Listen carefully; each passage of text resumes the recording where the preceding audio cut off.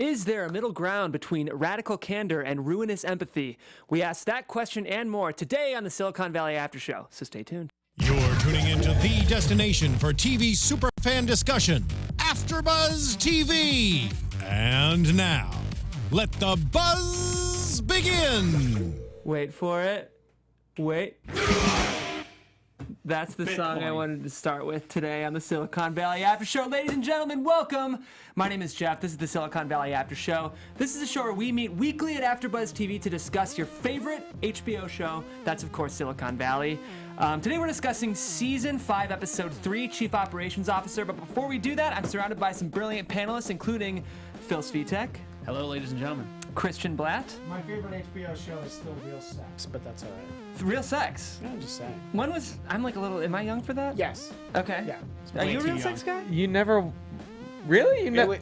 Sex in the City for me. Yeah. Thank you. Yeah, right, exactly. We all have our own favorite HBO. In the most Jared-y way, I basically didn't even know what sex was until I was like 19 years old, guys. So Some that's would probably... say you still don't know. Some would say. Hopefully not my fiance. And of course we have Nate Miller here on the panel as well. That's me. That's him. Okay. Christian took all of my thunder. Yeah, the thunder's gone. We're just left with the after effects of the thunder. Right. We're just left with a Limp Bizkit. A Limp Bizkit. Of course, the first song you guys heard today was You Suffer by Jules, help me out, Napalm Death. Is that right? Which is in Hey, fact... French girl in the booth, can you tell me what that death metal just song randomly throughout the show. Yeah, if you want to drop that throughout the show, Jules, Whenever you please feel don't. appropriate. We want Don't. I'm really worried about my Bitcoin every time that Very goes volatile today. Of course, that was one of the jokes in this episode we got today, but there's a lot of other segments that we want to hit. We're, of course, going to be covering the episode, but we also have Silicon Valley in real life, which we've sort of revamped for the show. We have our quotes of the week, we have some news, and we have some predictions. So a lot to look forward to today in today's show. But before we get into all that, I would love to hear everyone's overall thoughts. The order I want to go in is to start with Nate and then throw to Phil, because I think we have a bit of disagreement on the episode this week. Nate, take it away. I really liked this episode. I liked getting to see all of the characters that we've definitely established now 5 seasons in react to kind of a different situation. I liked seeing this little step into corporate espionage that's kind of happening, and we got to see a little bit of everybody kind of play their parts just as they should, but I thought it was paced really well. I thought it was funny. I liked it a lot. Phil.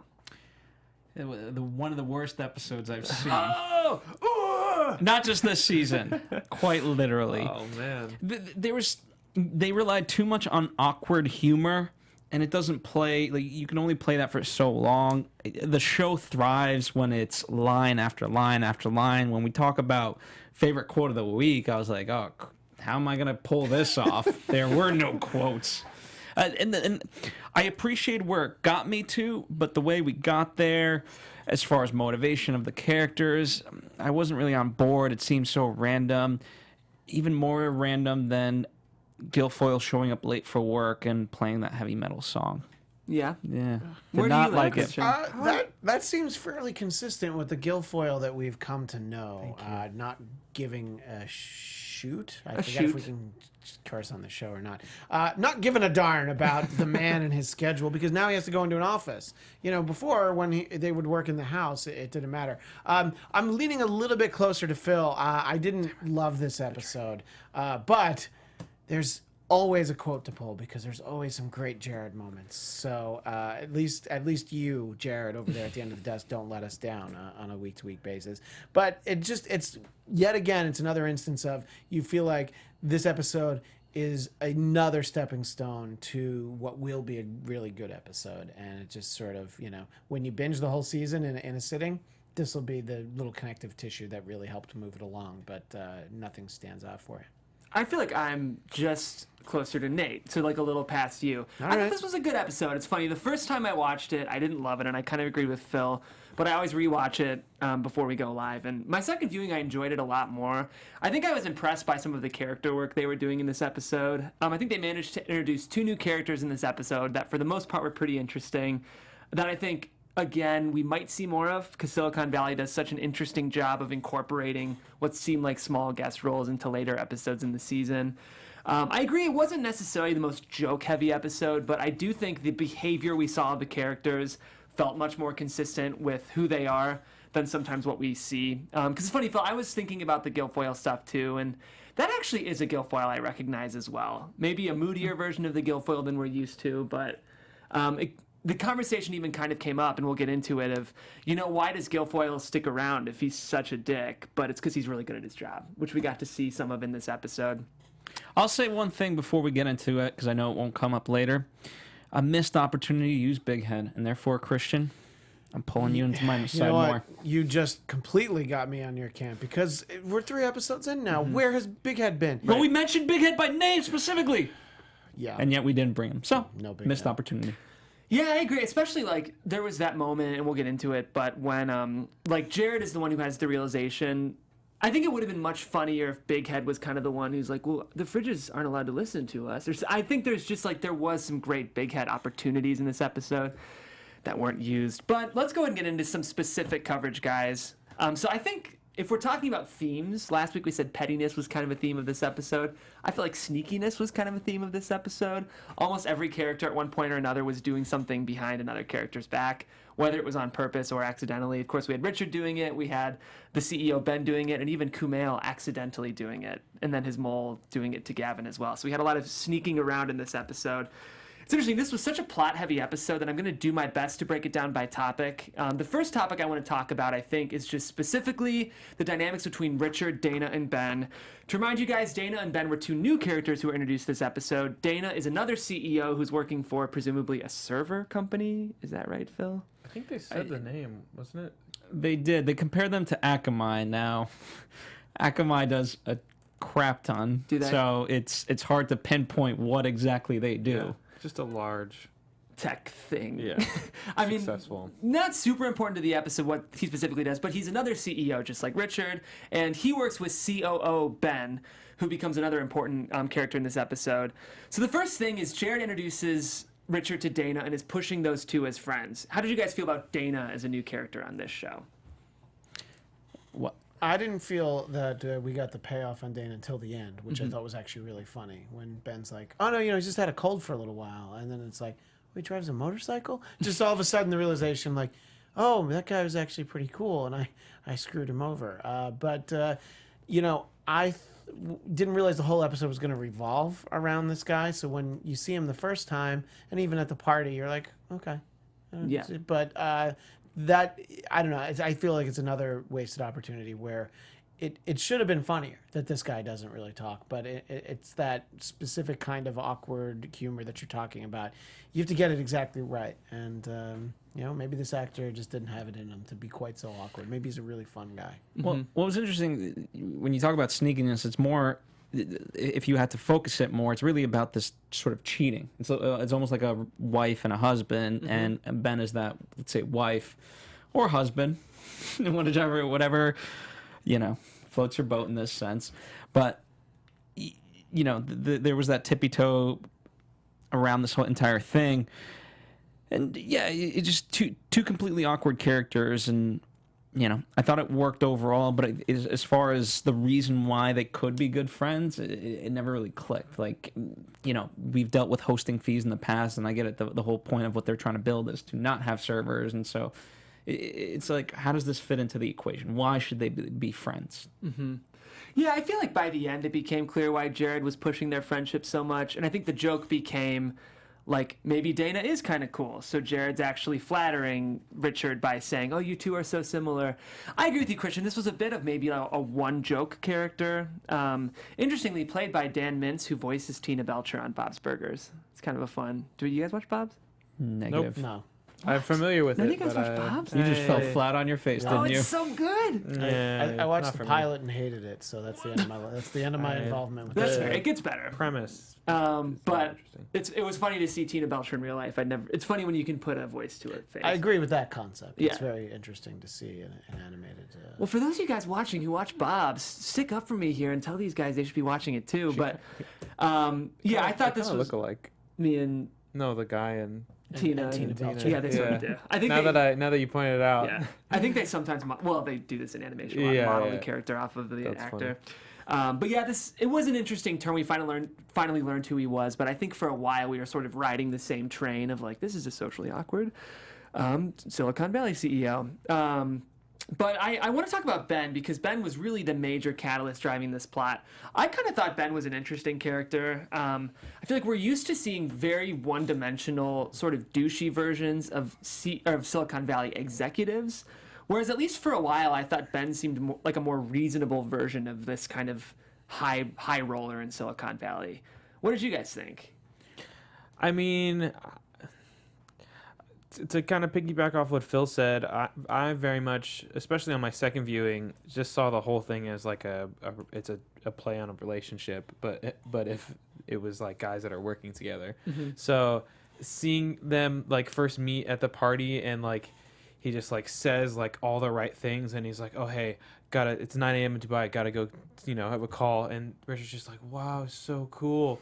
and then also the idea that like Jared is trying to introduce him to Dana because Jared knows both of them and he worked with him. And it's like, so it's like that when your friend that you trust, like your best friend, like recommends the really nice girl to you and you go to the party and introduce and it's like super awkward, but then the super hot girl walks by and you're like, oh my God, she likes me. So then to follow the ups and downs of them with their secret meeting and the texting all the way up into him basically just turning on him, being like, yeah, I told him about how you would stop, they're all just words in the wind. Right. That's my... Well, I think that's the key lesson, that actions speak louder than words, right, or whatever other cliche you want to pull from, in that sense, where you get seduced by this idea of radical candor and how open and honest Ben is, and yet when it comes down to it, he is the biggest lying sack of crap you can imagine. Not loyal at all.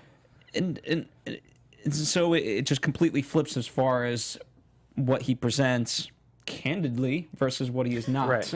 So I wouldn't agree that he's that much different than what we've seen. You're it's right. Just on the face. It's more of a Hollywood take than a lot of this. Most of the other Silicon Valley guys will just tell you to your face like, no, F you, I'm going to destroy you. Like he, will smile and pretend like everything's fine and then pin it on somebody else.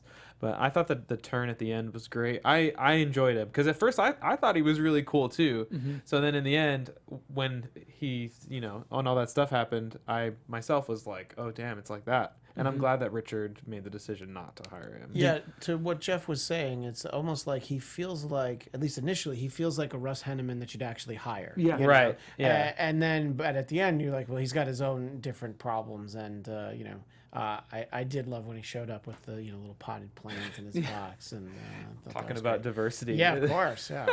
Well, as far as the seduction, you go back all these seasons with Richard, and the fact that he's always the one having to be the bad guy and make these decisions. This was almost like at least a buffer to be like, hey, here's what I need done. Great, I'm doing it. Right. Because it's a good comparison as far as Hanneman. He talks a big game, but he's never going to roll up his sleeves. Mm-hmm. No, and he actually has ideas to solve problems, Russ Henneman. But you have to take him as the whole package, and you're not interested in Russ Henneman's package, I assume. So because he's not a coder, this guy was a coder. Thank you. I'm You're glad you welcome. like that. And I was honestly seduced when he said, "I told Bill Gates, Google it." That got me. That's a pretty awesome That story. could have been your quote of the week, Phil. You were Yeah, struggling to find one. I got another one. Okay, there's more up your sleeve. Yeah, I think what's interesting to me, though, is he was like a closet douchebag, but that's why I found him to be a surprisingly believable character. I feel like Silicon Valley is such a satirical show that usually like Gavin Belson is great, a great character, but he's so broad, and he never kind of masks what kind of, what his business philosophy is. Whereas I really think people like Ben are probably a dime a dozen in the Valley. Someone who seems appealing at first, but really plays by the same douchey rules that a lot of these execs play with. I thought it was an interesting performance and sort of, a quieter version of the monster than we're used to on this show. In terms of the humor of this subplot, again, this might not have been the funniest episode of Silicon Valley, but the restaurant scene was pretty funny to me. I don't know how that played for you guys. It was pretty funny. I definitely think it could have been better, but that was one of the ones that in my second time watching, I enjoyed it much more because on my second viewing, I decided to just watch it like they were like in a relationship and they're like cheating, and that just made it so funny. Like he walks in right when they're there. Oh, you're reading for one? Oh yeah, me too. And then of course the two pot pies coming, and I only kind of like carrots. I thought that was really funny. I did wonder why there was only one glass on the table. That's true. That kind of bothered me, but Yeah, Well, because they it's could have set made a up. joke. I I was let it really go. thirsty. They could have like made another joke there. Yeah, or he could have like downed them quickly or something. But Yeah. Did you guys like the restaurant scene? The Popeye line was kind of the one takeaway, was I only kind of like carrots or whatever it was. But yeah, I mean, that's when they start to hit you in the face with the look, it's like a relationship. And I'm like, okay. I think, we could have used a little bit of a shorter scene. I think it all hinges for me on the Dana character. I just didn't feel like was great, and so when he shows up, I'm at least glad that we didn't spend too much, we didn't have like 3 uncomfortable minutes of them having dinner, which, there's some shows that would have done that. Right. Late lunch. You're right. The Late lunch. I'm sorry. I have dinner at 3. But yeah, so I thought it was all right. But yeah, it was not my favorite part of the episode, for sure. It's funny. I don't feel like I saw the love triangle like relationship component as much as you guys did, and that is a funny pitch. And I almost think it might have been funnier if they played that up more, like if they would have made it feel. Because Silicon Valley I feel like it never. was pretty obvious. Did you? Yeah, Did it especially feel- when Richard is sleeping at Jared's house, and he's like texting Ben. Yeah. And Meet at my then- house at And midnight. he's gonna tell him, and he's like, "I'll see you tomorrow." Yeah. I just feel like they could have made it jokier. Like, what if he finds out? I don't know. I Yeah, feel I like, guess. I just feel like there's a way to make that more of a joke rather I don't than know. just an implied, an analog kind of. I don't know. Maybe, but I actually like your take on things, Jeff, and it kind of ties in. It ties in Jared into the episode. So sorry, forgive me for going ahead. you're But as good. far as because to me, it's really Ben and Jared that are at opposition, Right. and so. I don't want to steal your thunder. No, let's pull into that. I feel like we're ready to talk about that segment. Of course, Jared is the catalyst behind all of this. Jared introduces Dana and Richard, and ultimately Jared and Ben are vying for the same position, which is COO of Pied Piper. This is when I thought some of the smart character work was happening, because the show really did, in a smart way, position those two against each other. And whereas Ben's character really practices this kind of bullshit radical candor, and Richard's character might display this ruinous empathy, Jared kind of lands somewhere right in the middle, right? Where he shows that you can promote loyalty and friendship and kindness, but still be a great business person. How did you guys feel about Jared's kind of arc in this episode? It felt like a nice resolution, kind of almost for me, because I felt like Jared has been so important to the company the entirety of the show, and that he's been there. He's always been the one that I think cares the most and works the hardest, but he's not really he doesn't really get the recognition. He just gets the jokes.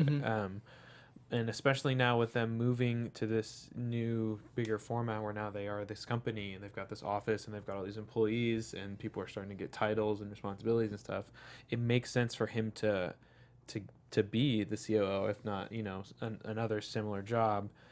So it felt, this is why I kind of liked that they did the relationship thing, because it gave us a reason for Richard to realize, I already have a really important person like that for me. I'm just not treating them as well as I should. And so that I thought that was really cool how they did that, because I love Jared. He's like my sweetheart. Right. And it was good to see him actually, like when he started crying, like it was funny, but it was also like Sweet. Yeah, it was sweet because he really cares. And you see with what he does, like that meeting, I loved all that stuff. Yeah. And I think that, it wasn't in his own self-interest in trying to become the COO. I like how upset he was that Richard was talking to Ben behind Dana's back. 'Cause he's Not being honest no, about it. no. Like, he was so upset, which I thought was actually really funny, that it, it really impacted him that well. So, yeah, the way that Jared ties into that story, I think, was great. And speaking of when Richard is staying at his house, it does have a great Jared line, which is "sweet dreams," and he's just like, "I wish." I wish.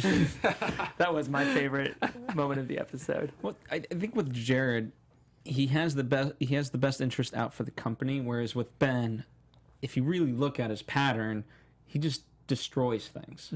He goes through, gets what he needs, maybe makes a ton of money, maybe makes the company a little bit of money at the same time, but when it's all said and done, he doesn't care what he ruins as long as he gets on to his next gig. Right.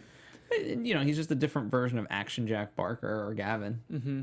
And whereas Jared, he's there for the long haul. For the team. Yeah, and it was...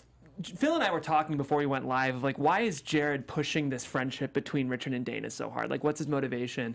And I really think it's just the idea that, like, Jared does have other people's best interests in mind. Like, he really did think that despite them being competitive companies, that kind of friendship would ultimately promote both of their business. So it's just like the sort of people inclusion approach to business versus the completely individualistic and sort of maniacal approach to business that a lot of these executives take.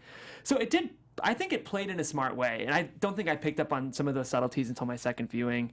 I sort of also have really been enjoying Richard and Jared's friendship this season, which I know you have some stuff on that, Phil, but I feel like without Erlich, they're needing to find other ways to keep these relationships interesting.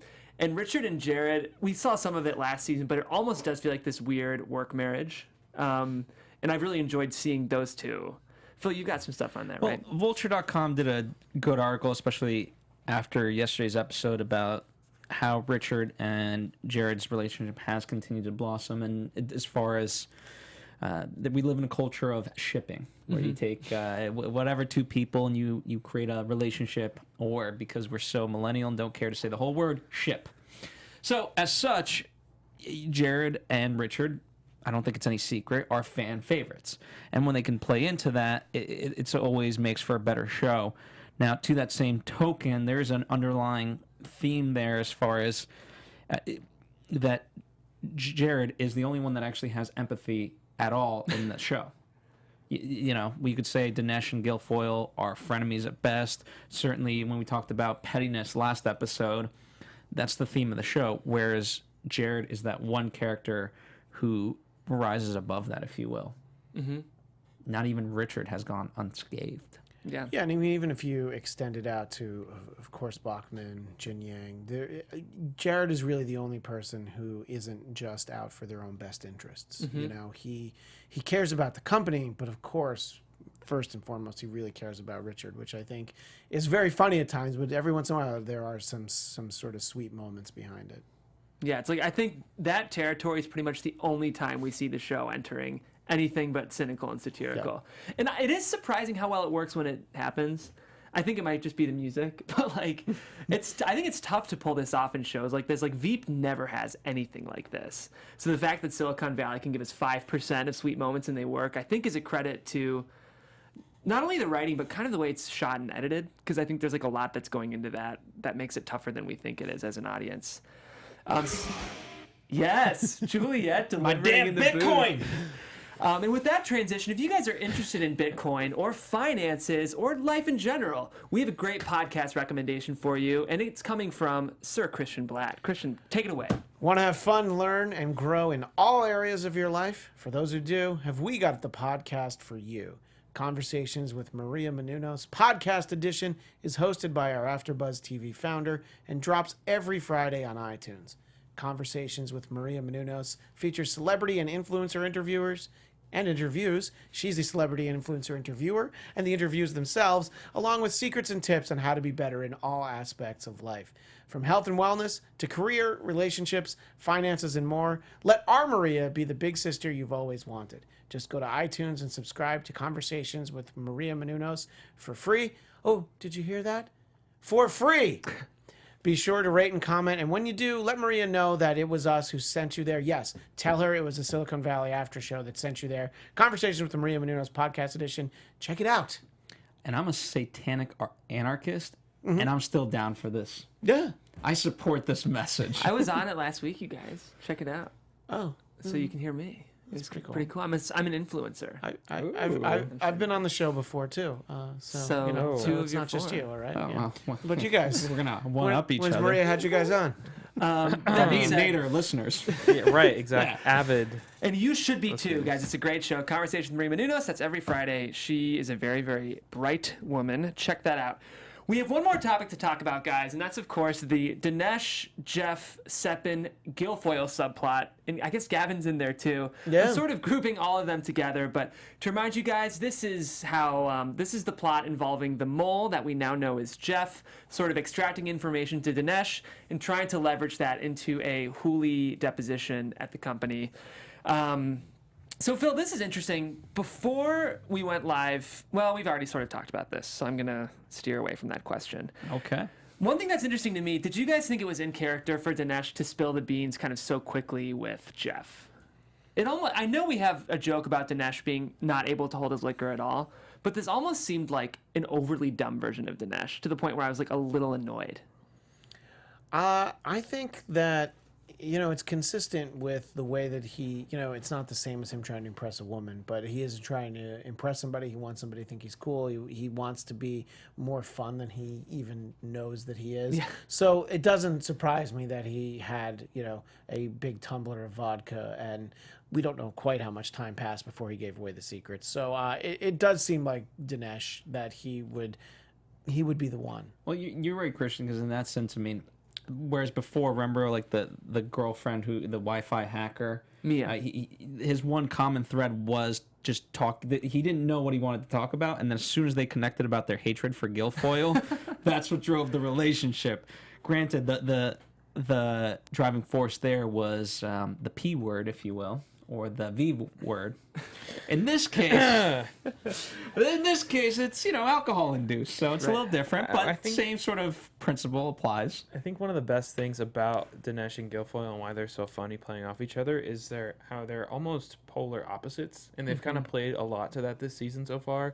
But especially even with this, the way that he's the one that lets it go is just too poetic after how much work and how sure Guilfoyle is that he wiped their hands clean. There's no way that they could find out that they were attached to what happened. And sure enough, Dinesh gets drunk and just lets it slip and doesn't even remember. It's just like too perfect of opposites. And driving Guilfoyle mad. Yeah. Because Richard's like, well, you must have made a mistake. He's like, there's no way I could have made a mistake. Well, I disagree that he doesn't remember. I think he knows exactly that he's the one that did it, but he's embarrassed and he doesn't want to tell them, because the way that he handles the fact that this news got out, he's like, oh no! I think really? I got the impression. I got the impression he knew. Yeah, but he goes to Jeff. He goes straight to Jeff. Hey, we have a mole. He's like excited. Yeah. No, I guess that moment is. He doesn't remember. Well, I guess he needs to learn how to hold his liquor then. Yeah. I can see what you're saying. I would agree with you, Jared, until that moment. I think that's no. me. I actually didn't think about it, but yeah, you're right. Once that moment happens, it's pretty clear, because he marches up to him and you think like, okay, so this is what we've been building towards, and then you're right. Yeah, he doesn't know. But as we were watching, that was what my takeaway was that he did know. But you're right. In light of all the information, I guess, I guess he has no idea that he sold out his liquor. Speaking of more information, it's just another form of relationship where, as far as Jeff, like, instead of trying to get with Dinesh, he's really working hard at trying to get this information, and then finally he's about to give up, and Dinesh puts out, spills the beans. I thought this was pretty funny. I like the point you brought up, Nate, about how it ended up screwing Guilfoyle over anyway. Like, that's pretty funny writing, that even accidentally Dinesh drives Guilfoyle crazy. Like, that's a very subtle explanation of their relationship on the show. I thought it was pretty brilliant how they called back to Seppin and the fridge stuff. It's another example of, I can't think of many other sitcoms that can borrow from old moments so efficiently and in a way that's so plot logical. I thought this worked really well. How did you guys feel like the Seppin stuff all worked? If you buy into how Dinesh was just able to throw into it, yeah, it worked out really well as far as everything else. And apparently that's a big if for some of us. It was a fun callback, and I liked being reminded of the refrigerator stuff. So, the mime. Yeah, right, exactly. I'm on your side. I thought it was great. Yeah. I also like that they're at a level now that it's more of a big deal that they have all this stuff on the line, and now they're getting hit with this lawsuit. And then just the scene too with Gavin, just stop talking, I don't care about the tour. I'll help you, I want to destroy these people. Yeah, I thought it was a great we got Gavin in the episode, but it wasn't like last week where it was like just a little too much. It was like just enough. He's here. He's doing stuff. He's causing problems for them. Now he's gone. He got a joke. It was good. That's it. So I like that part. Yeah. Well, I think that's pretty much the episode, guys. Anything we're missing in terms of coverage? You know, I know we'll get into the segment in 1 second, but as far as like the refrigerators, what I appreciate about it, it just goes to show how everything is moving from your standard appliance to all of a sudden being smart, and they're just like, we just want to make fridges. Our marketing team made us. Yeah. And I love, and Jared goes, well, you know what? I've had a Seppen bread maker for over 3 years, and it's never let me down. Yeah, just such an iconic. It's my favorite appliance ever. Yeah. Such a good Jared moment. And you're right, Phil. That is like a smart commentary on how everything's becoming smart, and simultaneously the rest of us are just becoming dumber. It's nice to get little jokes and like attention to that. That's not over like bashing us in the head, just like the Bitcoin thing. Like we got a little bit about Bitcoin, but it wasn't like a whole like, oh my God, what Piper coin or something like that. I was worried they were going to do something like that, but hopefully I don't think that they're going to. Well, speaking of Silicon Valley in real life, we actually have our segment, Silicon Valley in Real Life, where we talk about some of the culture that this show is satirizing. Guys, I have 3 stories for you, and I want you to tell me which you think is the real one. So basically... We need music for this segment. Yeah, can you play some Jeopardy, Jules? Wait, so it's like 2 truths and a lie, except it's 2 untruths and a truth. Exactly. 2 lies and a truth. Yes. Both correct. Or untruths. You're not wrong. All right. Okay, so the first one I have is that scientists created a douchebag AI named Norman by using the darkest corners of Reddit to train him. The second one I have is that iPhones and iPods are accidentally downvoting Nickelback on their like iTunes, like not on the iTunes store, but on your phone or iPod. You know how you can rate the song, like out of 5. Some people think that maybe someone from Apple coded that into the newest update. And then the third story I have is that venture capitalist John Doerr, who works for Kleiner Perkins, Caulfield and Byers, they're one of the biggest venture capital firms in Silicon Valley, installed a hydraulic lift in his shower that allows the shower to lift above his roof so we can get a fresh air shower. But he stopped doing it because the paparazzi were snapping nude photos of him. Those are your 3 stories. You have to tell me. 2 of these are true and 1 is a lie? Only 1 is true. Only 1 is true. Yeah, that's why I said what I said. Yes. 2 of them are untruths, and then 1 of them is a truth. So we're trying to figure out which one is true. Yes. Yes. Do we all get a pick, or we just? Yeah, I think we should each pick. Nate wants to go first. Oh man. Can I hear them again? Yeah, just summarize them quickly. I'll do it quick. So the first one is that scientists created a douchebag AI named Norman from Reddit, yeah. using Reddit. The second one is that iPhones are seemingly downscoring Nickelback songs and albums in the phones. I hope that's true. Right, I want that to be true. Can we all agree what we want to be true? Yeah, we all want the Nickelback one to be true. And the third one is that John Doerr, who's a venture capitalist, one of the most famous in Silicon Valley, installed a hydraulic lift in his shower that goes out of a skylight. But paparazzi were taking naked photos. I think that one is true. The paparazzi one is true. Okay. I pick number 1, the AI. You think the AI one is true? I think the Nickelback one is true. Interesting. Okay. I just want to keep things interesting. That's why I picked a different one. Yeah. The one that's true is actually the first one. Scientists did create. I thought that was true, but then it was so vague. There was no like names, like who are these scientists? So I thought that's the one that sounded the fakest to me. Really? So, yeah. So basically, the Nickelback Norman, the psychopathic robot, they created an AI using like the alt-right and like you know how Reddit's like the shittiest place in the world sometimes. Well, the Donald is. Yeah. It's like some of Apparently Reddit's you've never been to Cleveland, but anyway, go ahead. You know I'm from Cleveland, Christian. Yeah, not really. Okay, so what they did was they showed ink blots. What is that called? A Rorschach test? Rorschach test, yeah. And they were like pictures, like very obvious, like a bird or like a tree. And the robot said, this one is a man being shot and dumped from a car. And this one is a man getting pulled into a dough machine. So just very dark and very psychopathic. It's Norman the robot. All right. Yeah. So hot dog, not hot dog. Yeah, it's the extreme example and the dark example of hot dog, not hot dog. Let's do our quotes of the week quickly, guys. I can start if you guys want. It's hard for me to not credit the writers. Carrie Kemper wrote this, Ellie Kemper's sister, actually. The quote is Jared, of course. Richard, you'd tell me if you harbored nativist feelings, wouldn't you? That was pretty funny. That was pretty good. My quote of the week is a double quote. It's the Gavin and Guilfoyle almost in the same manner of stop talking when they're giving when they're giving their speech about their fridges and the hearth and stuff. You're right. That was a callback. Yeah. Mine was also Jared when he says, "I'm at least 45 pounds underweight." That was good. Mine is a three-parter. Dana injured himself on the job too, Jared says, trying to find valid connections to keep Richard interesting. And then he leaves. How did you injure yourself, Richard asked. I tried to commit suicide, Dana says. Very bleak. And then he goes, cool. I mean, not cool. Interesting. Yeah, It was a great, that was a great Richard moment. one. great Richard moment. Okay, I think we have a little bit of news. Is that right, Phil? Just a smidge. There's a great publication we can all count on to deliver the great news. It's called mysanantonio.com. And this week, they put together the characters, the real people that inspire the characters on Silicon Valley. So when we talk about Richard Hendricks, we primarily get Facebook's Mark Zuckerberg, Twitter's Jack Dorsey, and even CEO of Quora, Adam D'Angelo.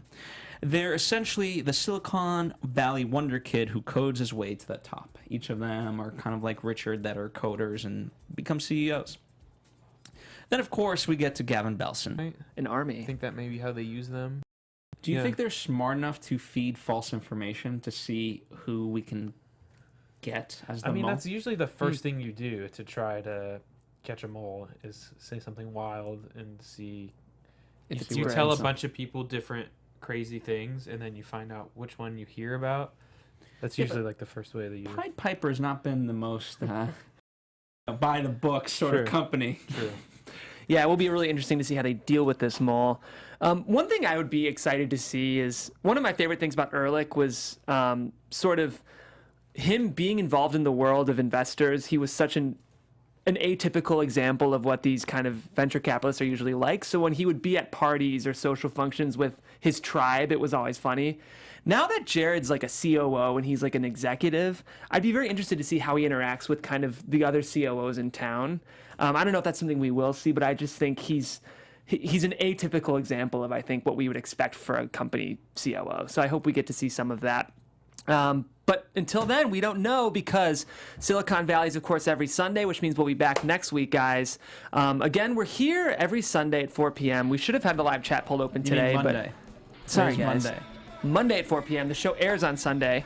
But we will have the live chat pulled up next week in case any of you guys want to join. You can hop on YouTube and find us there. In case you didn't know, we have multiple verticals. So we used to air our content on just the AfterBuzz TV YouTube channel. Now it airs on the AfterBuzz TV Comedy YouTube channel. So check us out there. Until then, guys, my name is Jeff. You can find me online at Jeffrey C. Graham. And how about the rest of you guys? Hey guys, you can find me on all social media at Dog Like Nate. That's dog with 2 G's. You can find me at Christian DMZ, and later on tonight I'll be hosting Marvel TV News right here at AfterBuzz. And me and Christian do South Park Weekly here on AfterBuzz TV. Thank you guys as always. I'm at Phil Svitek, and Jeff, I give you a C+ for leading this episode. You were going strong up until the end. That is some really radical candor. Yeah, it's not a great way to end the Give show, you a but B+, Jeff. also, guys, we have guests coming in 3 weeks, so stay tuned for that, and we'll yeah. see you then. Bye. From executive producers Maria Menounos, Kevin Undergaro, Phil Svitek, and the entire AfterBuzz TV staff, we would like to thank you for listening to the AfterBuzz TV network.